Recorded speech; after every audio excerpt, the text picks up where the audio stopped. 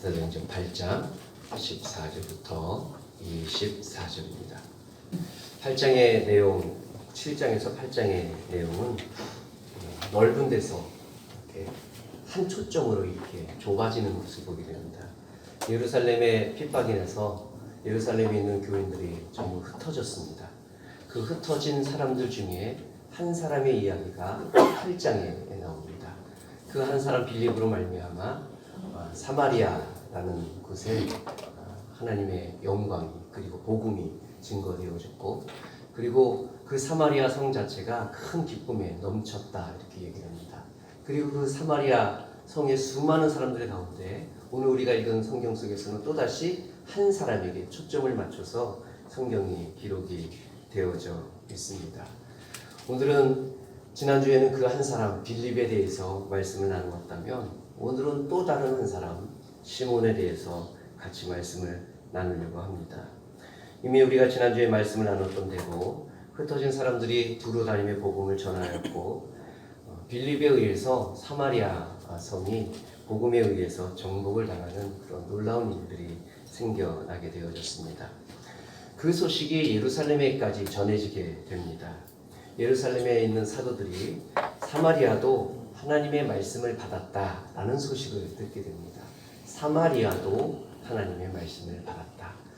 하나님의 말씀을 받기에는 조금 거리가 있어 보이는 그런 사람들이었는데 그곳에서도 하나님의 말씀을 받았다라는 그런 소식을 듣게 됩니다.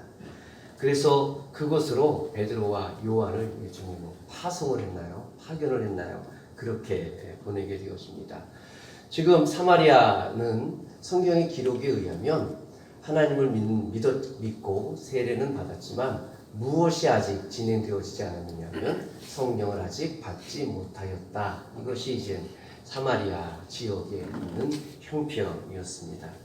그래서 베드로와 요한이 기도하고 안수함으로 말미암아 사마리아도 예루살렘에서와 같이 성령이 나타나심, 성령을 부어주심, 성령이 임하심에 관한 아주 놀라운 일들이 다시 한번 사마리아를 휩쓸게 되어지는 일들이 사마리아에 일어나게 되어집니다.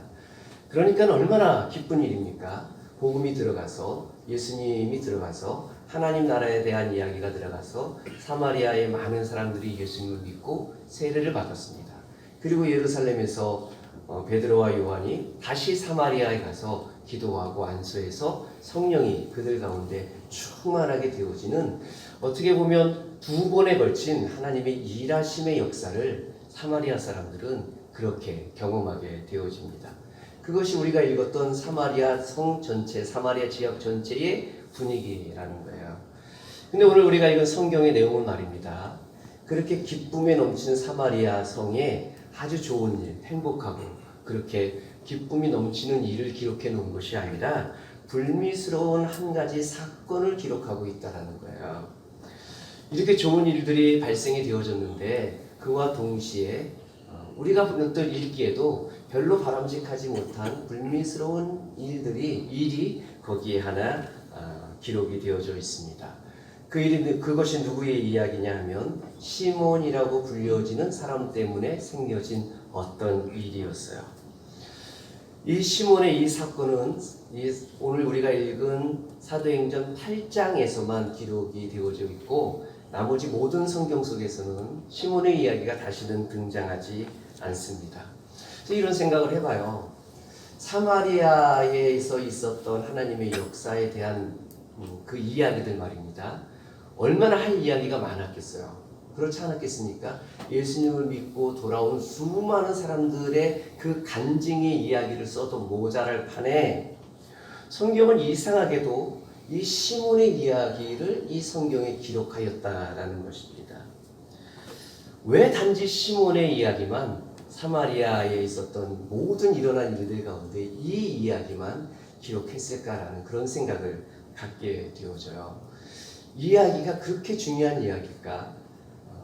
나머지 정말 훨씬 더 많은 우리에게 기쁨이 되어지고 감격이 되어지고 은혜가 되어지는 정말 훨씬 더 많은 좋은 이야기가 있음에도 불구하고 왜 이 시몬의 이야기를 성경에 기록했을까?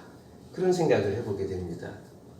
그만큼 이 시몬의 이야기가 오고 오는 모든 시대의 그리스도인들에게 아주 중요한 교훈을 담고 있기 때문에 이 말씀을, 이 이야기를 성경에 기록한 것이다 라고 생각을 합니다. 오늘 성경의 전체 이야기의 핵심을 성경에 나오는 표현으로 말씀을 드리면 이렇게 말씀드릴 수 있습니다. 내 마음이 바르지 못하니.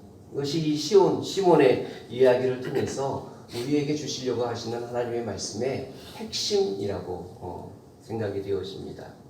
내 마음이 바르지 못하니 라는 거예요. 이런 내용이면 얼마나 좋았겠습니까? 내 마음이 바르니, 이런 식으로 기록이 되어지면 설교하는 목사도 참 편하고 좋고 설교를 듣는 성도님들도 참 은혜롭고 좋을 텐데, 성경의 기록이 내 마음이 바르지 못하니 라고 기록을 하고 있습니다.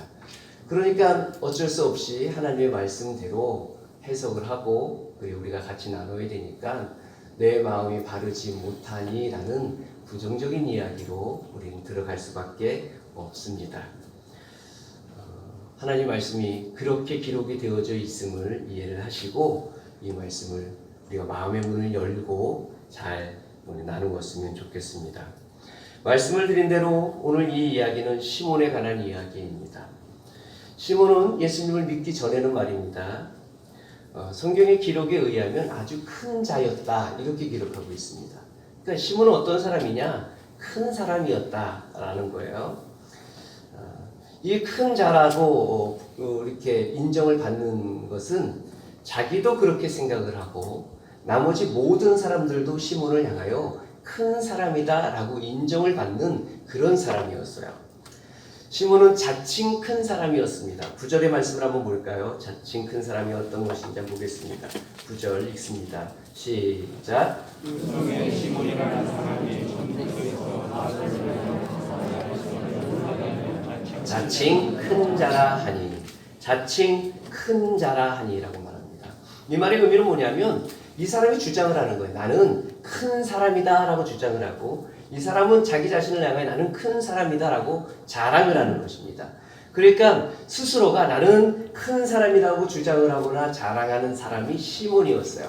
그것이 자기가 스스로 자랑하는 것으로만 끝나면 좋을 텐데 자칭 큰 자라고 말하는 것뿐만이 아니라 타칭도 다른 사람들도 시몬을 향하여 큰 사람이라고 인정을 해줘요. 10절 말씀을 한번 보겠습니다. 읽습니다. 시작. 낮은 사람부터 높은 사람까지 다 하나님께, 낮은 사람부터 높은 사람까지 이 사람을 향하여 뭐라고 그러느냐 하면 하나님의 큰 능력의 사람으로 다른 사람들이 이 사람을 그렇게 불러줬어요. 저 사람은 하나님의 큰 능력의 사람이야 라고 불러줍니다. 얼마나 좋았겠습니까? 시몬이 말입니다. 되게 부러웠어요. 이 말씀을 읽는데 하나님의 능력이 큰 사람이다. 한 번쯤 목사로서 인생을 살아가면서 앞으로 몇 년 안 남았는데 그런 얘기 한 번쯤 들어보고 은퇴했으면 좋겠다. 개인적으로 이런 소망도 갖게 되어질 정도로 사람들이 이 사람을 향하여 하나님의 큰 능력의 사람이다 라고 이야기를 하는 거예요. 그래서 그런지 이 사람은 이 사마리아 지역 내에 굉장히 영향력을 크게 미치고 있었던 사람이었습니다.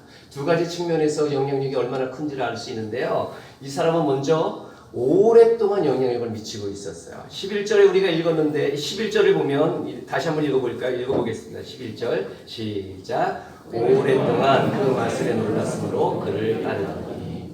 얼마 동안이요? 오랫동안이라고요. 얼마 동안인지는 몰라요. 정확하게 기간이 얼마인지는 모르지만 성경의 기록은 long time, 오랜 기간 동안 이 사람은 사마리아 지역 내에서 자신의 이 영향력을 미치고 있었던 사람이라는 것입니다. 오랫동안 영향력을 미쳤는데 어떤 사람들에게 영향력을 미쳤냐? 일부 사람에게만 영향력을 미쳤던 것이 아니라 이 사람은 많은 사람들이 시몬을 따랐다라고 성경을 기록하고 있어요. 우리가 읽었지만 10절의 말씀을 다시 한번 읽어볼까요? 읽겠습니다. 시작. 낮은 사람부터 높은 사람까지 다 따르며 라고 말하고 있어요. 낮은 사람부터 높은 사람까지 라는 거예요. 여기에 낮은 사람부터 높은 사람은 영어 성경에는 최상급으로 쓰여져 있어요. 가장 낮은 사람부터 가장 높은 사람까지라는 의미로 쓰여져 있습니다. 그러니까 계층이 얼마만큼 되는지 모르지만 아주 낮은 천민에서 노예에서부터 그 사마리아 지역의 지도자급에 해당되어지는 그 사람들까지 이 사람을 하나님의 능력의 사람이라고 인정을 하면서 그렇게 따랐던 사람이 시몬이라는 사람이었어요. 그를 따랐다라는 말의 의미는 끊임없이 그에게 관심을 주는 거예요. 저 사람이 어떤 일을 할까? 무슨 일을 할까? 어떤 말을 할까? 끊임없는 관심의 대상이 되고 있었던 사람이 시몬이었습니다.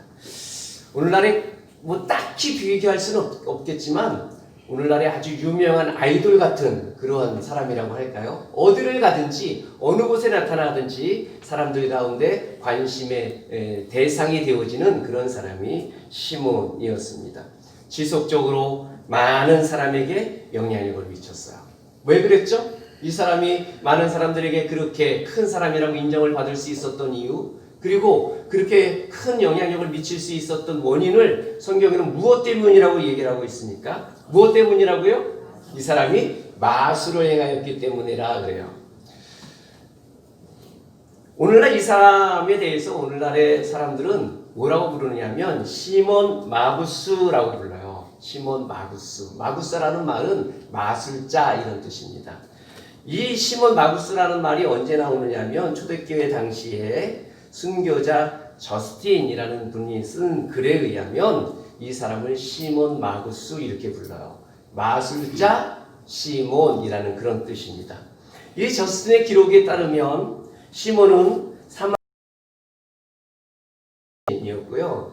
애국으로 건너가서 철학과 마술을 배웠던 사람이 이 시몬이라는 사람이었다는 기록이 있습니다. 그러니까 이 사람은 오늘날 우리식으로 말하면 엘리트 중에 엘리트였어요.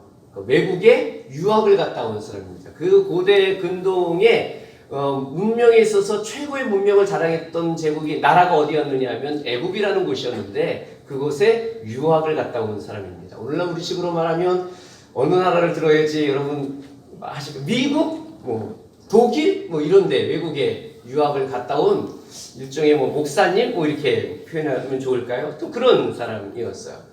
이 사람이 마술을 행했다라고 이야기합니다. 이 마술을 행했다라는 이 마술의 정체가 뭘까요? 이 숟가락 가지고 이렇게 해가지고 구부리는 그런 것을 얘기하는 건지 아니면 사람을 통에 넣고 이렇게 칼로 이렇게 찔러가지고 다시 나오게 한다는 그런 마술일까? 그럴 수도 있겠지만 이 당시의 마술이라는 것의 의미는 무엇이냐면 실제적으로 그런 일들이 나타날 수도 있는 그런 시대였습니다. 왜냐하면 하나님께서는 전지전능하시지만 악한 영들도 어떤 일을 행할 수 있는 능력이 있기 때문에 그렇습니다. 어떤 형태인지는 알 수는 없지만 아마도 그런 마술을 통해서 병자를 고치거나 귀신을 내쫓기도 하고 또 아니면 점성술을 통해서 미래를 예언할 수 있었던 그런 능력을 가지고 있었던 사람이 아니었을까 이렇게 추측을 할 수가 있습니다. 사마리아에 들어갔던 빌립이 행했던 일이 무엇이죠, 여러분? 하나님 나라와 예수님을 전하였던 것이고 그리고 또 뭐였죠? 표적과 이적을 행했던 그런 일들이 빌립이 행했던 일이었거든요. 그러니까 표적과 이적을 행한 그 어떤 것과 비슷한 그 무엇을 아마도 시몬이라는 사람이 하고 있었지 않았을까. 그래서 많은 사람들이 이 시몬을 진심으로 따랐던 것 같아요. 그러니까 호기심으로 따랐다기보다는 말입니다. 분명한 것은 무엇이냐면 시몬은 대단한 마술을 가지고 있었어요. 많은 사람들을 매혹시킬 만큼 굉장히 대단한 것이었습니다. 많은 사람들에게 있어서 하나님의 능력의 사람이라고 불려질 정도의 마술에 능한 사람이 이 사람이었어요. 사마리아는 어떤 신을 믿었을까요, 여러분? 사마리아인들이 믿었던 신은 누구일까요, 여러분? 누굴 믿었죠? 말씀드렸는데 누구를 믿었을까요? 하나님을 믿었어요. 하나님을. 사마리아 사람들도 전통적으로 유대의 혈통을 가지고 혼혈이라고 제가 말씀드렸지 않습니까? 그래서 유대인들과 사마리아 사이에 관계가 안 좋아서 사마리아인들은 예루살렘에 있는 성전에 갈 수가 없었어요. 가지도 않았고 그래서 자기들 나름대로 성전을 지었습니다. 그리심상에. 그래서 사마리아 여인이 그런 말을 하지 않았습니까? 당신들은 유대인들은 예루살렘 성전에 가서 예배드려야 되는데 어찌 된 일이냐라고 이렇게 예수님께 질문을 했던 것처럼 사마리아 사람들도 전통적으로 왜곡되어지고 손상되어지긴 했지만 하나님을 믿는 사람이었어요. 그래서 시몬을 향하여 누구의 능력을 가진 사람이라고요? 하나님의 능력을 가진 사람이다라고 이렇게 표현할 수 있었던 것입니다. 그것이 예수님을 만나기 전에 시몬의 모습이었습니다. 굉장한 사람이었죠. 그런데 그날 그 사람이 어느 날에 예수님을 믿게 되어졌습니다. 누구를 통해서 예수님을 믿었느냐 하면 복음과 예수님에 관한 말씀을 듣고 예수님을 믿었어요. 12절, 13절 앞부분의 말씀인데요. 한번 읽어볼까요? 12절, 13절 읽겠습니다. 시작.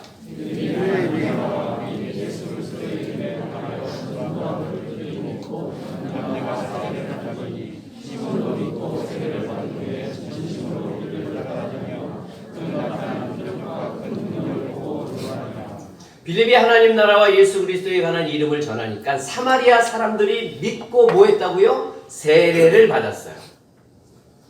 그들이 변화되어진 원인은 뭐냐면 하나님 나라와 예수 그리스도의 이름 때문에 바뀌어진 거예요. 전혀 다른 무엇인가 다른 우리처럼 하나님을 믿음으로 말미암은 그 무엇 생명을 얻게 되어지는 그 일들이 사마리아 성에 그것이 일어난 거예요. 그와 똑같은 방식으로 오늘 13절에서는 뭐라고 기록하고 있냐면 시몬도 믿고 세례를 받았다라고 말합니다. 그리고 한 가지 더 덧붙입니다. 사마리아 사람들과 다르게 시몬은 또 무엇을 했다고 성경은 기록하고 있죠? 전심으로 빌립을 따랐다라고 이렇게 기록하고 있어요. 전심으로 빌립을 따라다니기 시작을 한 거예요. 마치 무엇처럼요? 예수님의 제자들이 예수님을 따랐던 것처럼 시몬이 빌립을 따르기를 시작을 했습니다. 그렇게 빌립을 따르던 중에 이 시몬은 정말 놀라운 것을 발견하게 되어집니다. 정말 놀라운 것. 그것은 무엇이냐면 베드로와 요한을 통해서 나타났던 그 일들을 경험하게 되어진 거예요. 베드로와 요한이 사마리아 성에도 하나님을 믿는 일들이 일어났다는 소식을 듣고 사마리아 성으로 내려옵니다. 그리고 난 다음에 베드로와 요한이 사마리아 성에서 했던 일이 무엇이냐면 17절 이렇게 이야기를 하고 있어요. 17절 한번 읽어볼까요? 읽겠습니다. 시작. 이에 두 사도가 그들에게 안수하며 성령을 받는지라. 성령을 받는지라. 여기서 우리가 오해하지 말아야 될 것이 무엇이냐면 우리가 예수 믿고 구원받는 그 일에 성령께서 역사하실까요? 안 하실까요? 역사하시나요? 역사하십니다. 우리가 구원받는 일에 삼위일체 되신 하나님의 역사하심이 그 속에 있어요. 그러면 예수님을 믿고 세례를 받은 그 사람이 누구로 말미암아 구원받았다고도 말할 수 있죠. 성령으로 말미암아 구원받았다라는 겁니다. 그런데 여기 또 성령을 받았다라는 이야기가 또 기록이 되어져 있어요. 그래서 사람들이 오해를 합니다. 그러면 그전에는 이 사람들이 구원받고 세례를 받은 것이 가짜였나? 이렇게 오해를 하는데 그렇지는 않습니다. 조금 어려운 질문 한번 말씀을 드려볼까요? 오순절날에 성령의 충만하신 역사하심이 있었던 거 우리가 다 알고 있죠? 오순절에 성령께서 불같이 그들 가운데 임했던 그것 말입니다. 그 오순절날에 성령이 임하기 전에 120명의 사람들이 그곳에서 기도하고 있었던 그 사람들 말입니다. 그 사람들이 구원을 받았던 사람들일까요? 안 받았던 사람들일까요? 어떤 사람들입니까? 구원을 받은 사람들입니까? 구원을 받은 사람이었어요. 조금 더 가볼까요? 구약의 성도들은 어떨까요? 오순절 날에 성령이 임하기 전에 구약에 있는 하나님을 믿는 사람들, 조금 더 엄격하게 말하면 예수님을 믿는 그 사람들은 구원을 받았을까요? 안 받았을까요? 어떻게 생각해요? 구원을 받았어요. 구원은 성령의 역사하신 가운데 받는 겁니다. 그렇다면 오늘 베드로와 요한이 안수함으로 말미암아 성령이 임했다, 성령을 받았다라는 이 사건은 우리가 어떻게 해석을 해야 되느냐 하면 오순절날에 있었던 그 성령을 받은 것으로 우리가 봐야 된다는 겁니다.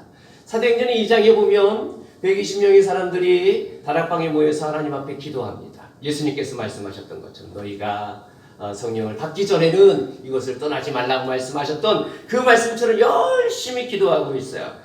그때 오르니 하늘로부터 급하고 강한 바람이 같은 소리가 있고 그 앉은 그 온 집에 가득하게 이렇게 충만하게 되어집니다. 그리고 불의 혀 같은 것들이 각 사람에게 이렇게 임해지게 되어지는 거예요. 그것이 눈으로 보여지는 겁니까? 볼 수 없는 겁니까? 눈으로 보여지는 현상으로 나타나시게 되어진 겁니다.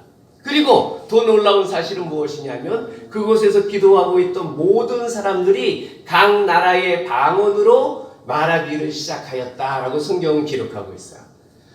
영어를 배운 사람도 없고 독일어를 아는 사람도 없고 프랑스말을 아는 사람들도 없는데 갑자기 성령의 역사하심이 우리 가운데 임하니까 우리 각 사람들이 각 나라의 말로 하나님 앞에서 기도하거나 찬양하거나 하는 그런 일들이 일어났다라는 거예요. 그래서 여러 나라에서 몰려든 사람들이 이것을 본 다음에 깜짝 놀란 거예요. 저 무지한 사람들이 어떻게 여러 나라의 말로 저렇게 기도할 수가 있지? 라고 깜짝 놀랄 만큼 온 예루살렘 성이 소동할 만큼 이렇게 난리가 난 만큼 오순절의 역사가 그렇게 엄청난 일들이 일어나게 되어진 거예요.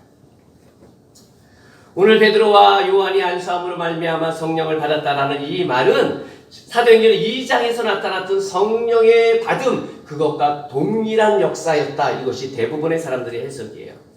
그래서 사마리아 8장에 나오는 이 장을 사람들은 이름하여 무엇이라고 붙였느냐 하면 예루살렘의 오순절 사건이 아니라 사마리아의 오순절 사건이다. 이렇게까지 이름을 붙였어요.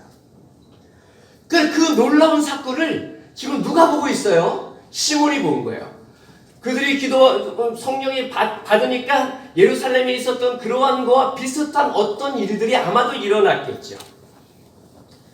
그리고 이 성령을 받은 이 사건으로 말미암아 예루살렘에서 성령을 받은 사람들이 변화되어진 그 모습들이 틀림없이 사마리아에서도 나타났을 거예요. 하나님의 특별한 은사를 받았을 것이고 섬김의 능력을 받았을 것이고 전도의 능력을 받았을 것이고 성령 안에서의 교제가 사마리아 성 안에서도 예루살렘 교회에서처럼 그런 일들이 굉장히 눈에 보이는 가시적인 모습으로 나타났을 것입니다. 시몬이 그것을 봤어요. 사마리아 성에 나타난 성령의 임재하신 성령의 받는 그것을 시몬이 목격하게 되어졌어요. 그것은 말입니다. 지금까지 빌립을 따라다니면서 보았던 것과는 다른 거였어요. 빌립을 따라다니면서는 뭐 봤다고요? 표적과 이적을 봤어요. 그것과는 질이 다른 또 다른 어떤 모습을 지금 시몬이 사마리아 성 안에서의 그 성령이 받는 그것을 보았다는 것입니다. 그래서 시몬이 제안을 합니다. 베드로와 요한에게 무슨 제안을 했느냐면 이런 제안을 해요. 18절 19절 한번 읽어보겠습니다. 18절 19절 읽겠습니다. 시작.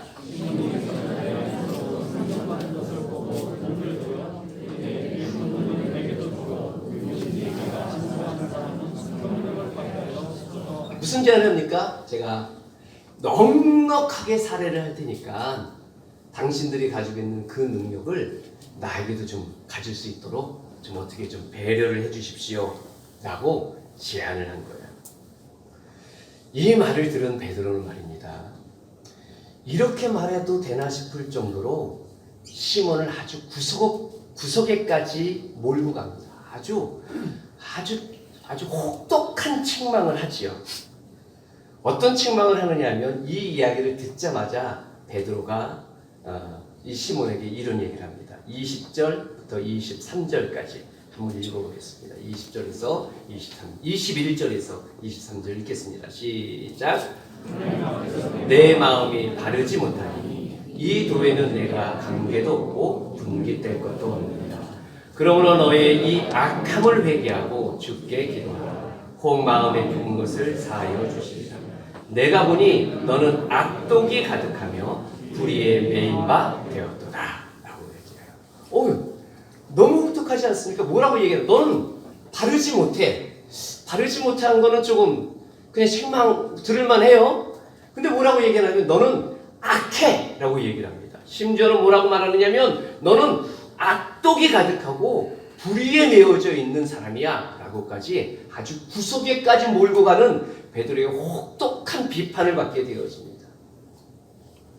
바르지 못하라고 말하는 거예요. 바름이라는 말의 의미는 똑바르다, 올곧다, 평평하다 그런 의미를 가지고 있는 그런 뜻입니다. 그렇다면 이 말의 의미는 우리가 너무 잘 아는 것처럼 정직하고 진실되고 성실하고 신실하다 이런 말이겠죠.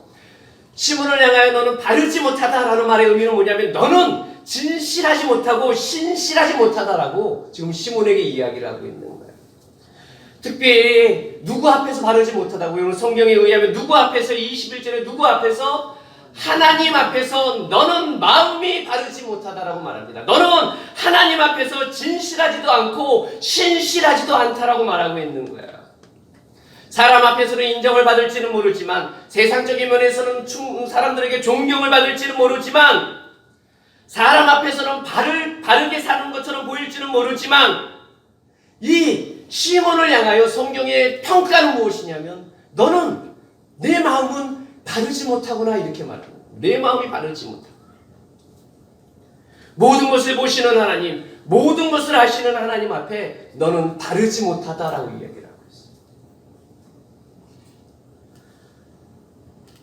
시몬은 하나님 앞에서 바르지 않다라는 그러한 평가를 받은 사람이에요.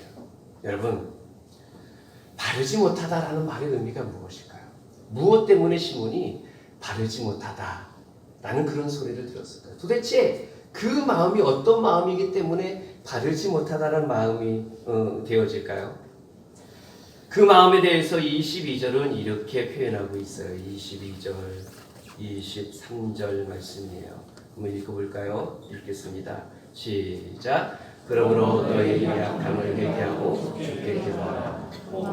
품은 것을 사하여 주시리라. 내가 보니 너는 악독이 가득하며 우리의 뇌가 되었다. 바르지 못한 마음을 성경에는 어떤 마음이라고 표현하고 있느냐면 악한 마음이라고 얘기를 하고 있어요. 그러니까 시몬의 마음 가운데 악한 마음을 보고 베드로가 너는 바르지 못해. 하나님 앞에 정직하지 못하고 신실하지 못해. 회개해야 돼 라고 말하는 겁니다. 이 악한 마음은 어떤 마음일까요? 그것은 23절에 나오는 마음이에요. 내가 보니 너는 악독이 가득하며 불의에 매인 바 되었도다. 그게 악한 마음이에요. 이 말씀을 제가 나름대로 직역을 한번 해봤어요. 우리말은 굉장히 의역이 되어져서 번역이 되어졌는데 이게 헬라어 원문 가지고 직역을 한 건 아니고요. 대부분의 영어 성경에서는 우리말처럼 이렇게 기록을 하지 않았습니다. 제가 그냥 나름대로 억지로 직역을 했어요. 영어 실력이 좀 못하지만 이렇게 번역을 할 수 있습니다. 내가 보니까 너는 쓴 담즙 가운데 앉아 있는 사람이고 너는 불의에 쇠고랑을 차고 있는 사람이다. 이렇게 번역을 해놨습니다.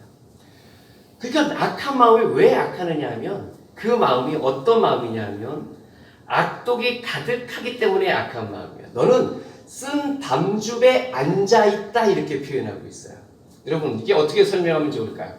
우리 애들 있지 않습니까? 요즘 애들은 그런 일들은 없는데 저 어렸을 때만 해도 이게 도로가 다 포장이 되어져 있질 않아가지고 비 오는 날 되면은 애들이 나가가지고 진흙탕에서 놀고 오는 걸 좋아했어요.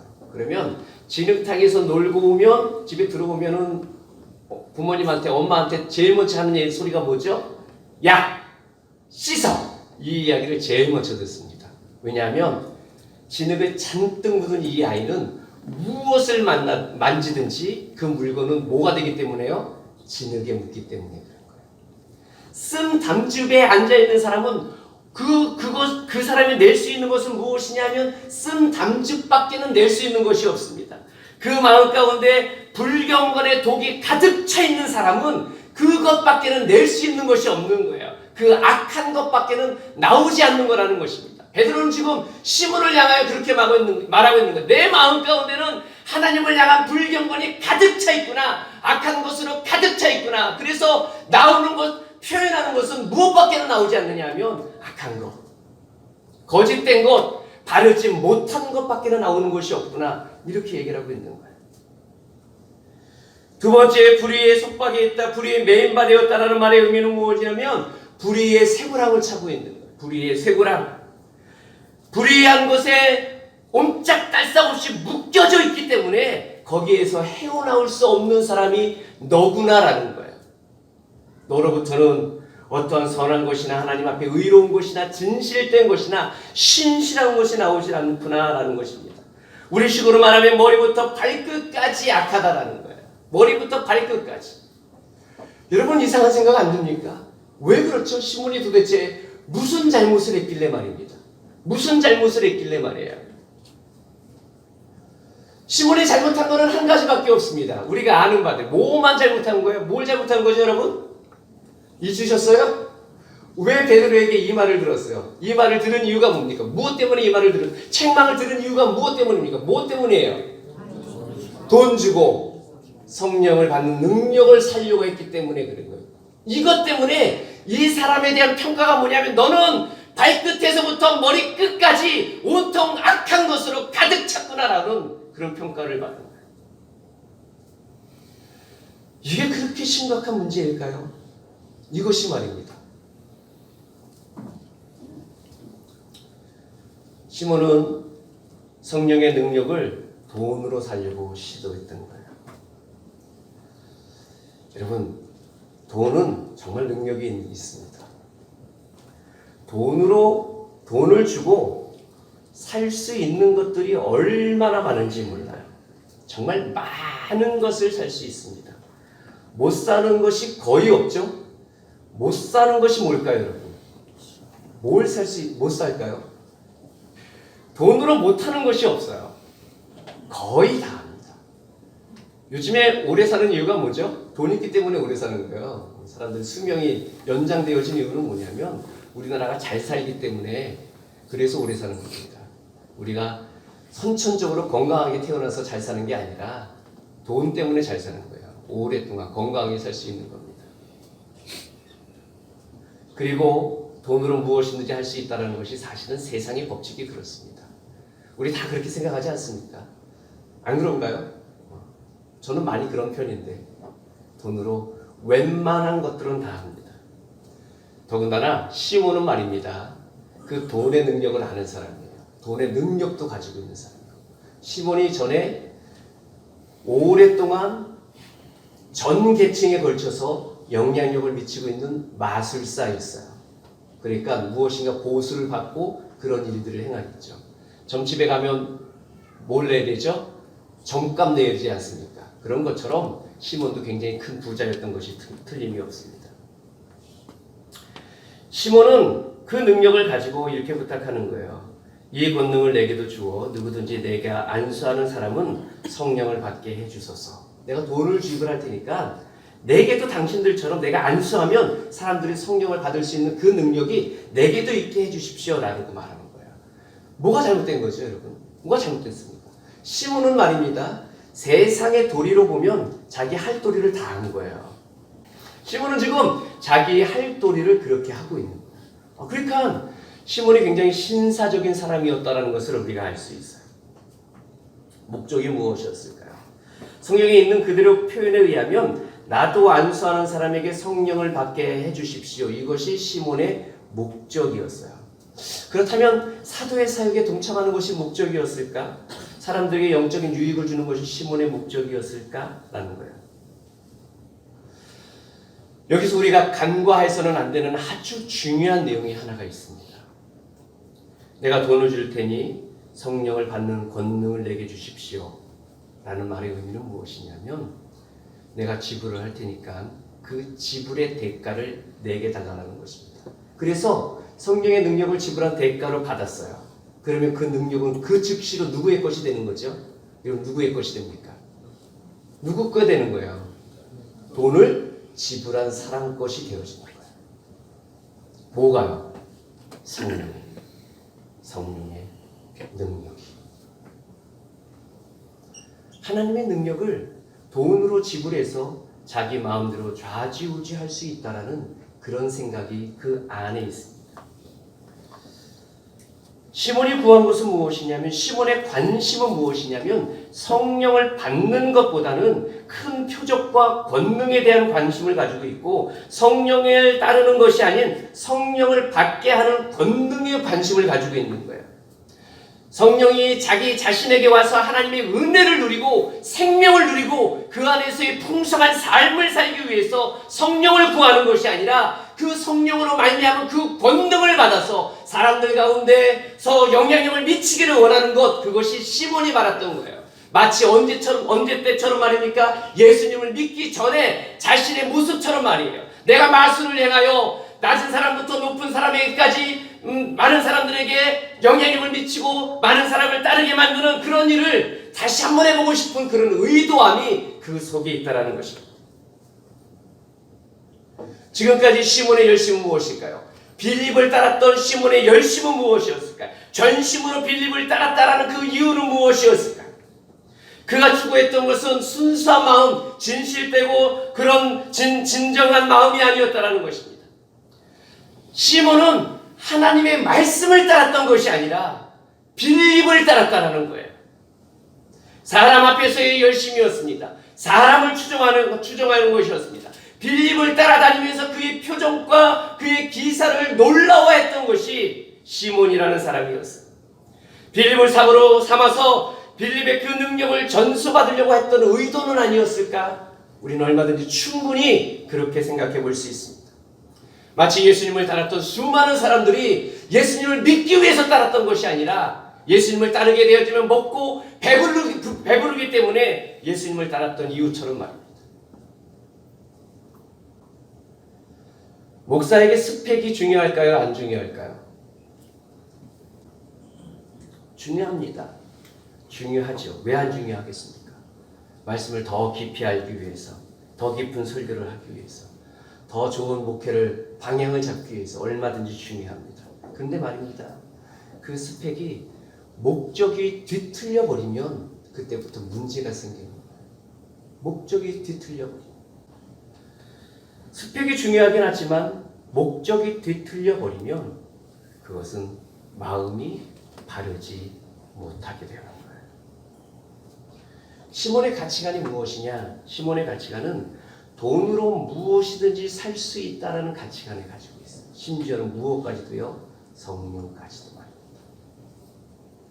시몬은 영어식 발음으로는 사이몬입니다. 사이몬.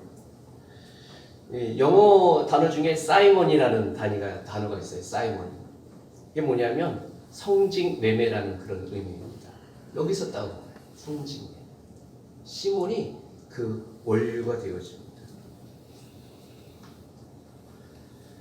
마음이 바르지 못한 것이 무엇이냐면 그 원래의 것을 원래대로 바라보지 못하는 것이 마음이 바르지 못합니다. 사랑하는 성도 여러분, 우리는 성령을 구합니다. 그렇지 않나요, 여러분? 성령께서 우리 가운데 충만하셨으면 좋겠습니다. 특별히 목사가 성령에 충만하기를 위해서 기도하시기를 바랍니다. 여러분, 목사가 왜 성령에 충만했으면 좋을까요? 왜 그럴까요? 뛰어난 명성을 나타내기 위해서, 사람들을 많이 끌어모아서 예배당 건축을 하기 위해서. 그러면 거기에서 문제가 생기는 거예요. 마음이 바르지 못하고. 요즘에는 모든 것이 다 상품화되어집니다. 모든 것이 다 상품화되어져요. 상품화 안 되어지는 것이 거의 없을 정도로 모든 것이 다 상품화되어집니다. 심지어는 신앙도 상품화되어져요.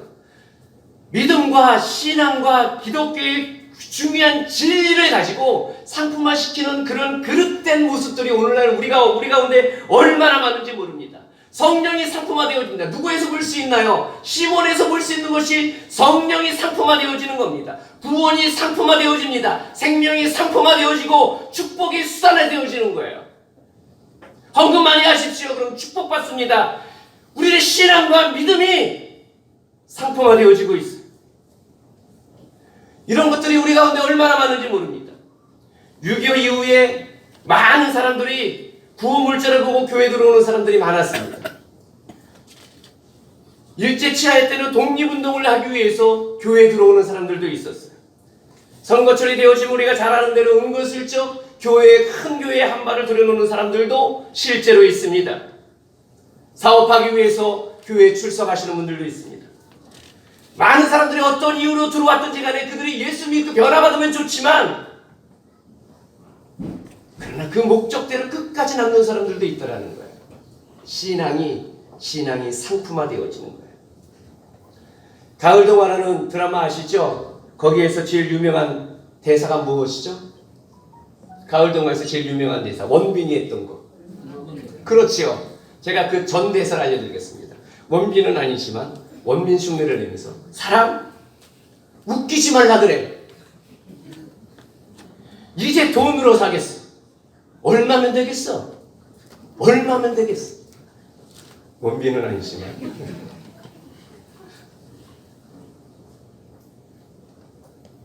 여러분, 제가 질문을 드려볼게요. 사랑을 돈으로 살 수 있습니까? 살 수 없습니까? 여러분 생각을 제가 알아요. 사랑을 살 수 있다라는 사람이 있어요. 틀림없이 있을 겁니다. 사랑을 살 수 없다라는 사람도 있을 겁니다. 틀림없이 있어요. 어느 쪽이 더 많다고 생각하십니까? 살 수 있다라고 생각하는 사람이 많을까요? 살 수 없다라는 생각하는 사람이 많을까요?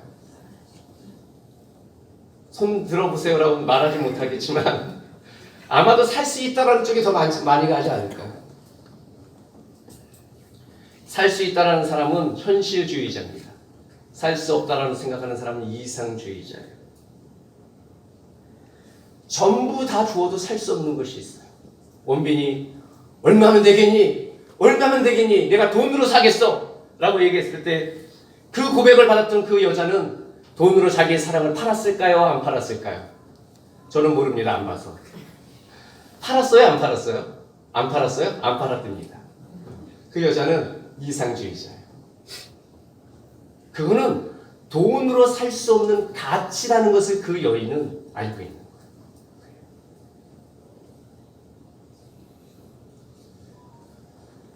여러분, 돈으로 안 되는 것들이 있어요.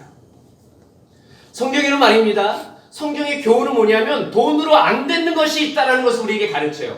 돈이 전부가 아니다라는 것을 우리에게 가르치는 것이 성경이에요. 그런데 여러분, 설교자가 이 얘기를 강단에서 수없이 얘기를 해요. 돈이 아닙니다. 믿음입니다. 신앙이고 생명입니다. 이렇게 말합니다. 그러면 어쩌면 이 이야기를 듣고 있는 어떤 분들은 이렇게 생각하지 않을까요? 모르는 소리 하지 마세요, 목사님. 모르는 소리 하지 마세요. 돈의 능력이 얼마나 큰지 모르죠? 모르는 소리 하지 마세요. 제가 얼마나 아이러니한지 말씀을 드릴게요.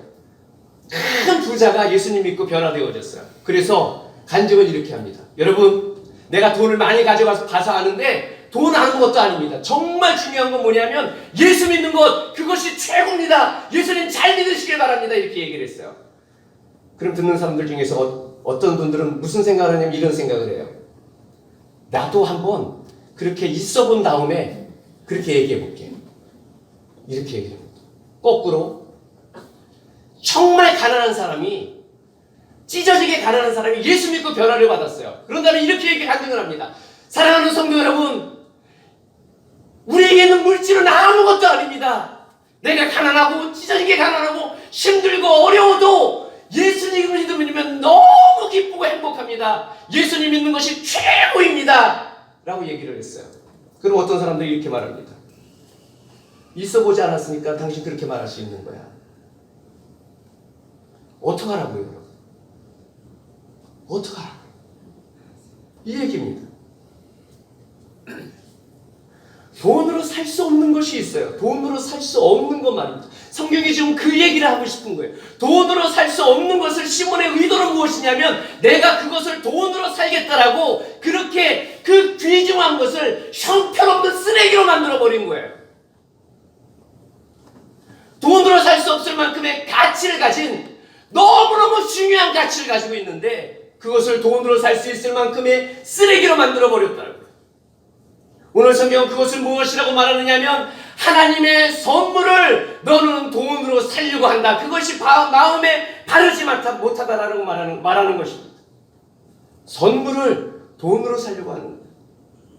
선물이라는 말의 의미는 무엇이냐? 오늘 성경에서 나오는 이 선물의 의미는 무엇이냐면 돈을 지불해서 살 수 없는 무한한 가치를 지닌 그것을 선물이라고 말하는 거예요. 여러분, 우리에게 하나님께서 주신 선물이 있어요. 오늘 성경에서 말하는 그 선물이 무엇을 말하는 것입니까? 여러분, 그것은 예수님의 십자가 아니겠습니까? 예수님의 십자가는 하나님께서 우리에게 주신 무한한 가치, 선물 밖에는 줄 수 없는, 받을 수 없는 그것이기 때문에 선물로 주신 그 무한한 가치가 예수 그리스도의 십자가 아니겠습니까? 인간의 노력으로는 도무지 어쩔 수 없는, 인간의 모든 것을 가지고도 해결할 수 없는 영모를 영생으로 바꾸어주는 유일한 도구, 유일한 방법, 그것이 예수님의 십자가예요. 구원은 돈으로 살 수 없습니다. 그래서 영생은 돈으로 살 수 없습니다. 생명도 돈으로 살 수 없습니다. 천국도 돈으로 살 수 없습니다. 하나님과 동행하는 것도 돈으로 살 수 없습니다. 성령을 받는 것도 돈으로 살 수 없습니다. 그것을 돈으로 살 수 있다고 생각하는 그 순간에 그 모든 가치를 쓰레기로 만들어버리는 거예요. 예수 그리스도의 십자가의 그 은혜를 휴지통에 처박아버리는 휴지 조각으로 만들어버리는 것이라는 겁니다. 여러분, 시몬이 그 생각을 가지고 있었던 거예요. 내가 돈으로 살 수 있을 만큼의 가치를 가진 정도밖에는 안 되는 것으로 생각한 거예요. 우리는 말입니다, 시몬과 같지 않아요. 잘 들으셔야 됩니다. 우리는 시몬과 같지 않습니다. 우리는 구원을 돈으로 사지 않습니다. 그렇죠? 우리는 돈으로 성령을 사지도 않습니다. 우리는 돈으로 은혜를 사지도 않습니다. 근데 여러분, 우리는 시몬과 같지 않은 또 다른 것 하나가 있어요. 시몬은 말입니다, 적어도 말입니다, 성령의 가치를 알고 있었던 사람이에요. 다시요. 시몬은 성령의 가치를 알고 있었던 사람이라고요. 마술을 했던 사람이라 베드로와 요한을 통해서 나타난 그 현상이 얼마나 놀라운 일인지를 시몬은 알고 있었던 거예요. 빌립을 따라다녔습니다. 빌립이 뭐 했다고요? 표적도 하고 기적을 일으켰어요. 근데 빌립한테는 그걸 내 돈으로 줄 테니까 나한테 파십시오 이런 얘기를 안 했어요. 베드로와 요한의 성령이 임하는 그것을 보고 돈으로 사겠다라고 얘기했습니다. 이 말의 의미는 무엇이냐면 그것의 가치를 알아봤던 사람이 시몬이었다는 겁니다. 그것이 돈으로 얼마나 많은 것을 지불해야 될지는 모르겠지만 내가 가지고 있는 것 전부를 다 줄 수도 있는데 그것을 내게 파십시오라고 말할 정도로 가치를 인정했다라는 것입니다.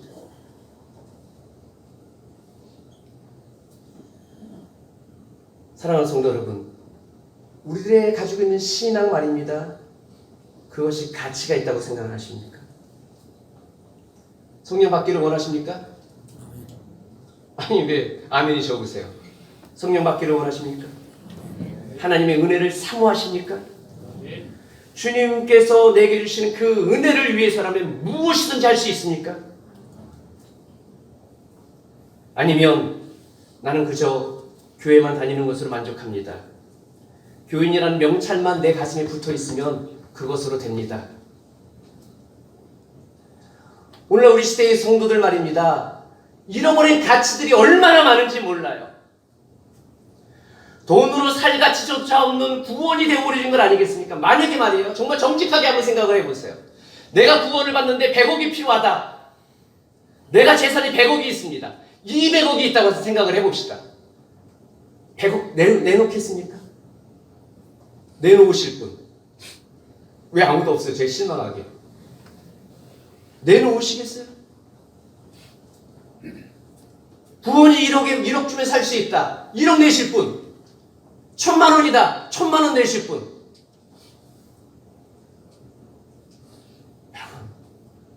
우리가 받은 이 가치를 우리 스스로가 너무 가치 없게 만들어버린다.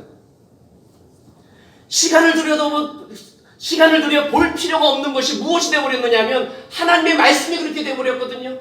하나님의 말씀에 가치가 없으니까 내가 시간을 들여서 그것을 볼 필요가 없어진 거예요. 기도하는 시간이 뭐가 중요합니까? 드라마 보는 시간만도 못한 것이 우리가 가지고 있는 기도 시간 아니겠습니까? 가치가 없게 만들어버린 거예요. 시몬은 기도 시간 하나님의 말씀에 대한 가치를 인정했지만 우리는 예수 믿는 사람이라고 하지만 그 가치를 우리 스스로 망가뜨려버리고 있습니다. 돈으로 포장된 편안한 말년보다 못한 것이 하나님 나라에 대한 소망 아니겠습니까? 세상을 사랑하여 잊어버린 것이 하나님을 향한 우리들의 사랑 아니겠습니까? 아무 일도 하지 않으면서 수요일날 저녁에 예배 있는 거 뻔히 알면서도 예배 나오는 거 거부하고 거절하는 것, 그것이 우리들의 모습 아니겠습니까? 우리가 소중하게 여기는 신앙의 본질들 있지 않습니까? 내가 생명처럼 여기는 그 신앙의 본질들 말이에요. 시몬처럼만 하십시다. 너무 슬픈 일 아니겠습니까? 시몬처럼만 하십시다라는 이 말이 너무 슬픈 일 아니겠습니까? 그것을 하나님께서 뭐라고 말하느냐면 마음이 바르지 못하다라는 혹독한 비평을 들었던 말인데, 시몬처럼만 하십시다, 이 말은 너무 슬픈 이야기 아니겠습니까?